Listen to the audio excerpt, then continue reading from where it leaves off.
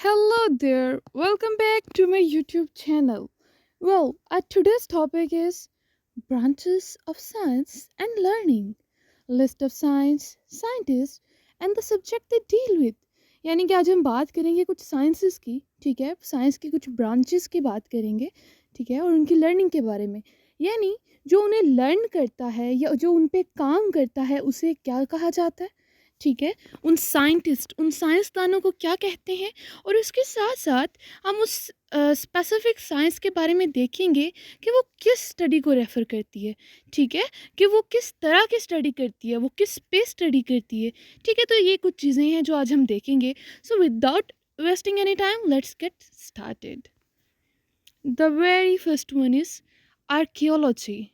What is it? Archaeology. Okay, CH gives the sound of K here and it sounds like archaeology. And the scientist name जो archaeology को study करते हैं उन्हें कहते हैं archaeologist, ठीक है। यहाँ पे मैं आपकी थोड़ी सी इन्फॉर्मेशन में इजाफा करने के लिए बताती चलूँ कि ओलॉजी, यहाँ पे जो ये वर्ड ओलॉजी यूज़ हुआ है ये काफ़ी सारी साइंसेस के साथ यूज़ होता है, ठीक है, आपने देखा होगा। और ये जो ओलॉजिस्ट है ये भी आपने काफ़ी सारी जो साइंसदान हैं उनके साथ देखा होगा। तो ओलॉजी का मतलब होता है स्टडी, ठीक है, और ओलॉजिस्ट का मतलब होता है स्टडी करने वाला, ठीक है, उस स्पेसिफिक ब्रांच की स्टडी करने वाला। और ओलॉजी किसी स्पेसिफिक ब्रांच की स्टडी, ठीक है। सो आई होप कि ये कॉन्सेप्ट क्लियर हो गया। अब ये आर्कियोलॉजिस्ट करते क्या है? Pre historic remains, pre historic remains और उर्दू में इसे कहते हैं कदीम चीज़ों का इल्म, यानी कि बहुत जो पुरानी चीज़ें हैं उनके बारे में ये स्टडी करते हैं, ठीक है। इन्हें कुछ पुराना कोई चीज़ मिल गई है, ठीक है, जो बहुत ही पुरानी है, 100 साल 200 साल पुरानी है, कोई इन्हें आर्किटेक्चर मिल गया है, इन्हें कोई ढांचा मिल गया है, ठीक है, कोई भी ऐसी चीज़ मिल गई है तो ये उस चीज़ की स्टडी करेंगे और उस चीज़ की स्टडी करने को हम कहेंगे आर्कियोलॉजी और इसके साइंटिस्ट को कहेंगे archaeologist. Okay, so the next one is astronomy. What is it? What is it? Astronomy. Okay, और जो इसको स्टडी करते हैं उसे एस्ट्रोनोमर कहा जाता है। एस्ट्रोनॉमी के जो साइंटिस्ट होते हैं उन्हें एस्ट्रोनोमर कहते हैं। और ये किस चीज़ का इल्म होता है? Heavenly bodies. हेवनली बॉडीज़ किन्हें कहा जाता है? हमारे जो गैलेक्सी है उसमें जो सारे स्टार्स होते हैं और जो अदर पार्टिकल्स होते हैं बेसिकली उन सबको ये हेवनली बॉडीज़ कहा जाता है। और एस्ट्रोनॉमी का अगर स्पेसिफिक देखें तो ये सितारों का इल्म होता है हमारे पास, ठीक है, जो स्टार्स होते हैं उनका ये इल्म होता है हमारे पास, astronomy. Okay, so the next one is anthropology. What is it? Anthropology. यहाँ पे भी देखें ओलॉजी आ गया, मतलब एंथ्रोप की स्टडी, और एंथ्रोप का मतलब क्या होता है? मैनकाइंड, ठीक है, इंसानियत। और उसके बाद एंथ्रोपोलॉजिस्ट, इसका जो स्टडी करने वाला होगा उसे कहेंगे। और ये होती है स्टडी ऑफ मैनकाइंड, यानी इल्मुल इंसान, इंसान के बारे में जो स्टडी होती है ना बेसिकली उसे हम एंथ्रोपोलॉजी कहते हैं, ठीक है, गॉट इट। यानी कि इंसान के बारे में जो भी स्टडी होगी वो क्या होगी? एंथ्रोपोलॉजी। नेक्स्ट चलते हैं, entomology. What is it? Entomology. Ology आ गया, एंटोमोलॉजी। एंटोमोलॉजिस्ट कहते हैं इसके साइंटिस्ट को। और ये स्टडी किसी होती है? इंसेक्ट्स की। इंसेक्ट्स यानी उर्दू में कहते हैं इल्मुल हशरात, यानी जो कीड़े मकोड़े, जितनी भी किस्म के कीड़े मकोड़े हैं, thousands of hundreds of thousands of हमारे पास टाइप्स होती हैं इंसेक्ट्स की। तो उन सारे इंसेक्ट्स की जो स्टडी होती है उस स्टडी को हम कहते हैं एंटोमोलॉजी। और उस पर जो स्टडी करने वाला होता है उसे कहते हैं एंटोमोलॉजिस्ट, ठीक है। The next one is etymology. Etymology, ठीक है। अब एटिमोलॉजी क्या होती है? एटिमोलॉजी, ओलॉजी स्टडी आ गया, एटम, एटम क्या होता है इसकी स्टडी होगी, ठीक है। एटम बेसिकली यहाँ पे वर्ड्स को कहते हैं, डेरिवेशन ऑफ वर्ड्स को। और एटिमोलॉजिस्ट एटिमोलॉजी को स्टडी करने वाला। और ये किस चीज़ की स्टडी होती है?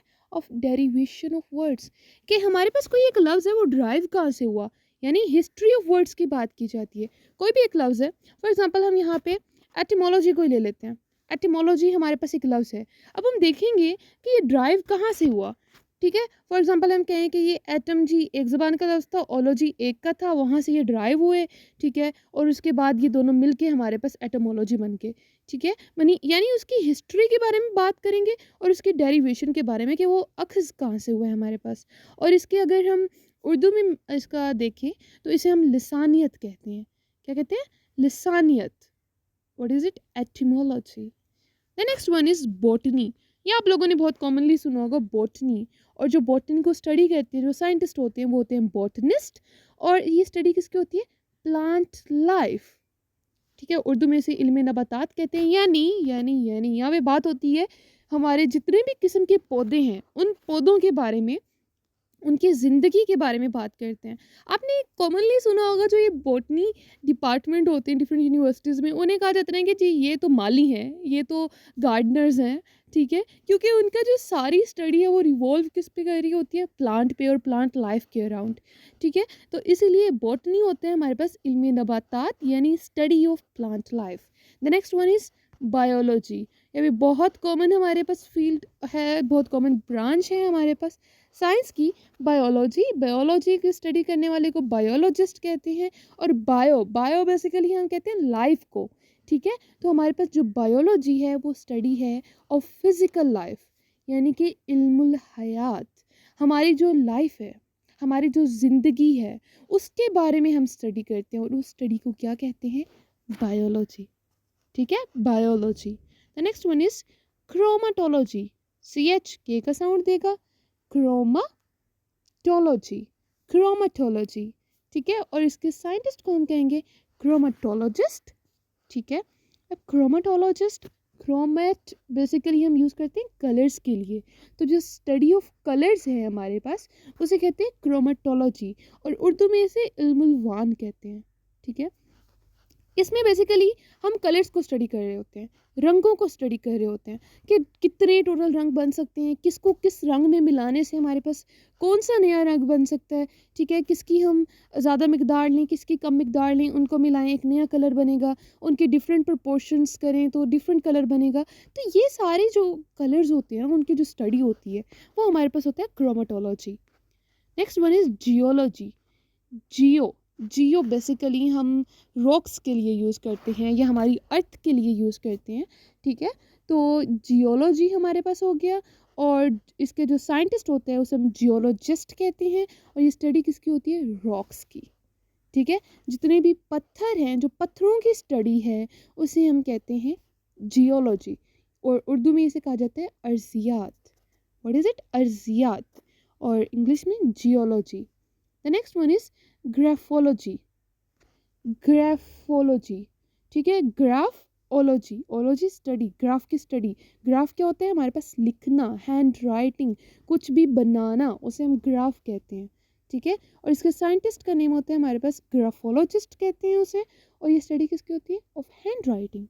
ठीक है, किस तरह की लिखाई है, वो किस तरह का कोई लिख सकता है, उसकी कितनी पॉसिबल वेज हो सकती है लिखने के। ठीक है, तो ये बेसिकली हमारे पास किसका इल्म होता है? लिखाई का इल्म, लिखने का इल्म। कोई किस तरह से लिखता है या कैसे लिख सकता है, उसे हम ग्राफोलॉजी कहते हैं। आपने अक्सर ग्राफोलॉजिस्ट देखे होंगे कि डिफरेंट हमारे पास देखा जाता है क्राइम सीन्स में कि एक लेटर होता है और बहुत सस्पेंस जब क्रिएट करते हैं कि जी ग्राफोलॉजिस्ट के पास लेके जाते हैं, वो देखेगा कि इसमें राइटिंग मैच होती है नहीं होती, इसकी राइटिंग कैसी है, and this kind of thing. So graphology कहते हैं इसे। Next one is ecology. What is it? Ecology. Eco किसे कहते हैं? इन्वायरमेंट को, हमारे इर्द गिर्द का जो माहौल है उसे इको बोलते हैं। तो ये हमारे पास इकोलॉजी। और इसके साइंटिस्ट को कहते हैं इकोलॉजिस्ट। और ये किसकी स्टडी होती है? इन्वायरमेंट की, हमारे माहौल की, हम जिस माहौल में रह रहे हैं उसकी स्टडी। और इसे उर्दू में कहते हैं हयातियात। What is it? हयातियात। Next one is embryology. Embryology. और एम्ब्रियो क्या होता है? एम्ब्रियो बेसिकली हमारे पास बायोलॉजी में एक टर्म यूज़ होती है जो बहुत ही बिगनिंग होती है किसी भी लिविंग ऑर्गेनिज्म की। वो कहते हैं कि एक एम्ब्रियो से होती है, उसका सेल होता है। ठीक है, सो हम इसकी डिटेल में नहीं जाएंगे, लेकिन एम्ब्रियोलॉजी हमारे पास स्टडी किसकी होती है? Beginning of life. लाइफ जब शुरू हो रही होती है किसी चीज़ की, उसकी स्टडी को हम कहते हैं एम्ब्रियोलॉजी। और इसके साइंटिस्ट को क्या कहते हैं? एम्ब्रियोलॉजिस्ट। और जो हमारे पास इसकी उर्दू टर्म जो इसके लिए यूज़ करते हैं वो इल्मुल जनीन है। What is it? इल्मुल जनीन। और इंग्लिश में क्या है? Embryology. The next one is ethnology. Ethnology. Ethnology के जो स्टडी करते हैं, जो साइंटिस्ट होते हैं, उसे कहते हैं एथनोलॉजिस्ट। और इसकी जो ये स्टडी बेसिकली क्या है, study of races of mankind. Urdu में तो हम इसे इल्मुल इंसान ही कहते हैं, लेकिन ये किसकी, उसकी नस्ल की। रेस किसे कहा जाता है, नस्ल को। तो इंसान की जो नस्लें हैं उनकी स्टडी को, एथनिसिटी भी बेसिकली हम मुख्तलिफ नस्लों के लिए यूज़ करते हैं ना, तो एथनोलॉजी भी हमारे पास डिफरेंट रेसेस को स्टडी करती है, मुख्तलिफ नस्लों को स्टडी करती है, किसकी, इंसान की। तो इसे कहते हैं ethnology. The next one is lexicography. What is it, lexico, ये दो अलग वर्ड्स है, लेक्सिकोग्राफी। और इसको जो स्टडी करते हैं, जो साइंटिस्ट होते हैं, उन्हें कहा जाता है lexicographer. What is it, lexicographer. और ये स्टडी किसके करते हैं, डिक्शनरी कंपाइलेशन। उर्दू में इसे कहते हैं फरहंग नवेसी। यानी इसमें क्या होता है, हमारी ये जो डिक्शनरीज बनती हैं मुख्तलिफ ज़बानों की, ठीक है, उसको बनाने का जो अमल होता है, उसको जो बनाते हैं जो लोग, जो उस पर वर्क करते हैं उनको बनाने के लिए, उन्हें कहते हैं लेक्सिकोग्राफर। और इस स्टडी को कहते हैं लेक्सिकोग्राफी। ठीक है, I hope that you got this point. And the very last one is meteorology. Meteorology, what is it, इसकी स्टडी जो साइंटिस्ट होते हैं उन्हें तो कहा जाता है ना मेट्रियोलॉजिस्ट। ये किसका स्टडी होता है, बहुत कॉमन है ये, हम अक्सर ये सुनते भी हैं, हम जो न्यूज़ चैनल्स होते हैं उन पे ये सुन रहे होते हैं कि मेट्रियोलॉजिस्ट ने फ़लाँ ने ये कह दिया, फ़लाँ ने ये कह दिया। तो मेट्रियोलॉजी क्या होती है, स्टडी ऑफ वेदर फोरकास्ट, यानी इल्म मौसमियात।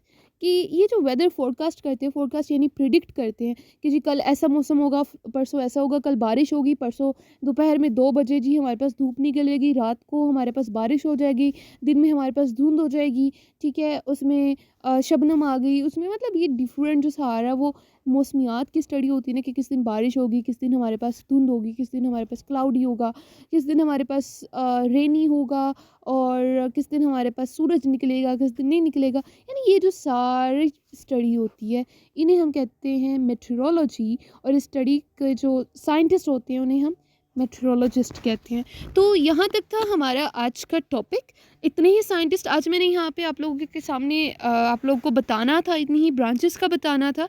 अगर आप लोग इस तरह की और वीडियो देखने चाहते हैं तो आप लोग मुझे कमेंट सेक्शन में बता सकते हैं, मैं कुछ और ऐसे ही साइंटिस्ट के नाम और ऐसे ही साइंसेस आपके सामने ज़रूर लेके आऊँगी। ठीक है, so that's it for today, thanks for watching my video. And कहाँ छुपे हुए हैं आप लोग, सब्सक्राइब कीजिए चैनल को, अपने दोस्तों के साथ शेयर कीजिए, ठीक है, ताकि उनका भी फ़ायदा हो, क्योंकि यहाँ पे आपको कोई पैसे नहीं भरने पड़ेंगे, कोई कॉस्ट नहीं है, इट्स फ्री ऑफ कॉस्ट। सो या, best of luck, thank you.